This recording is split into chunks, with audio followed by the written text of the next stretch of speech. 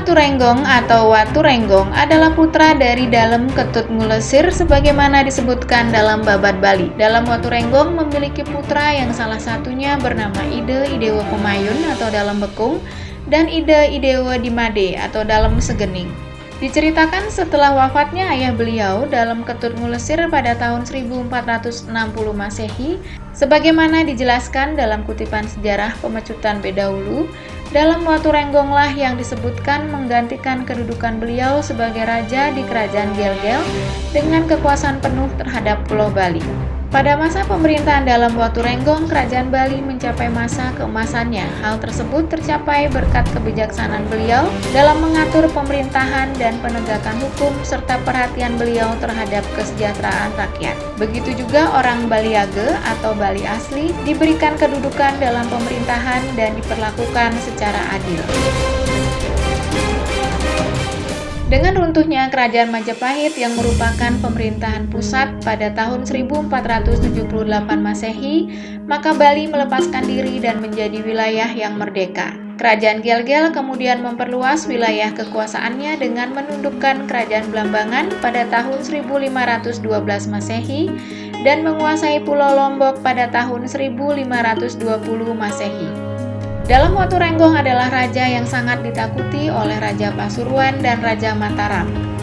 Pemerintah Dalem Waturenggong pada abad 16 sekitar tahun 1550 Masehi merupakan awal lepasnya ikatan dan pengaruh Majapahit terhadap Kerajaan Bali seiring runtuhnya Kerajaan Majapahit oleh Kerajaan Islam. Menteri-menteri pada zaman pemerintahan ayahnya yang sudah berusia lanjut digantikan oleh putra-putranya, diantaranya Ki Gusti Batanjeruk sebagai Patih Agung, digantikan oleh putranya yaitu Rakian Petandakan. Juga Ki Gusti Abian Tubuh dan Ki Gusti Pinatih telah menunjukkan rasa baktinya menuruti jejak orang tuanya masing-masing ke hadapan Dalem Waturenggong. Dalem Waturenggong mewarisi keris pusaka Kiloban, si Tandang Langlang dan si Begawan Canggu yang diberikan oleh Patih Gajah Mada kepada kakek beliau Dalem Sri Kresna Kepakisan pada saat pertama kali memegang pemerintahan di Pulau Bali, yang mana keberadaan senjata sakti tersebut sangat ditakuti oleh musuh-musuh beliau karena dapat mencari sasarannya sendiri atas perintah si empunya. Pasukan inti dari Kerajaan Gelgel adalah Dulang Mangap dengan kekuatan inti sebanyak 1.600 orang, dipimpin oleh Patih Ularan yang merupakan warga Baliage atau Bali asli, keturunan Ki Pasung Grigis yang merupakan patih Kerajaan Bedulu sebelum dikalahkan Majapahit. Akibat jatuhnya Majapahit, maka banyak para Arya dan Brahmana dari Majapahit yang datang ke Bali, diantaranya Dangyang Nirarte yang di Bali terkenal dengan sebutan Pedanda Sakti Wawurauh atau Dangyang Wijendra, dan di Lombok terkenal dengan sebutan Sangupati, dan di Pulau Sumbawa beliau disebut dengan Tuan Semeru. Kedatangan Dangyang Nirarte ke Bali disambut oleh I Gusti Dauh Baliagung. Beliau kemudian diangkat sebagai Bagawanta Kerajaan Gelgel. Peranan beliau sebagai Bagawanta sangat besar dalam bidang keagamaan, arsitektur, dan kesusastraan sehingga Kerajaan Gelgel pada abad ke-6 tersebut mencapai puncak kejayaannya.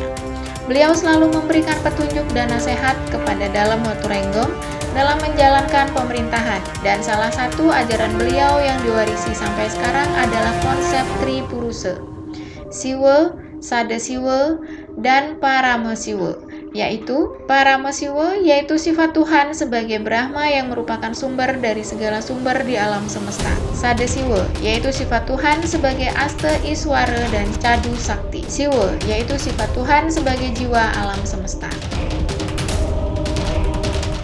Dalam wujud tempat persembahyangan dinamakan Padmasana yang memadukan ajaran Trimurti dari Empu Kuturan dan konsep Tripuruse dari Dangyang Nirarte yang dipergunakan hingga saat ini. Pada masa pemerintahan Dalem Waturenggong, wafatlah Idewa Tegal Besung yang merupakan paman beliau atau anak dari Dalem Kresna Kepakisan Raja Bali pertama setelah ekspedisi Majapahit tahun 1343 Masehi.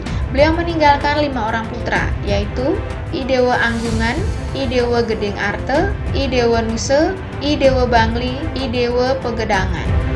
Putra-putra beliau senantiasa mengabdikan diri kepada Dalem Waturenggong karena masih bersepupu dengan beliau, dan oleh Dalem Waturenggong kelima saudara sepupunya masing-masing diberikan tempat tinggal dan sandang pangan secukupnya.